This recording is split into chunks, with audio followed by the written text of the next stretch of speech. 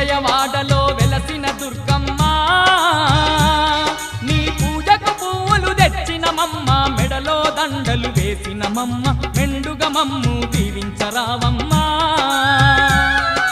విజయవాడలో వెలసిన దుర్గమ్మ నీ పూజకు పువ్వులు తెచ్చినమమ్మ మెడలో దండలు వేసినమమ్మ మెండుగా మమ్ము దీవించరావమ్మా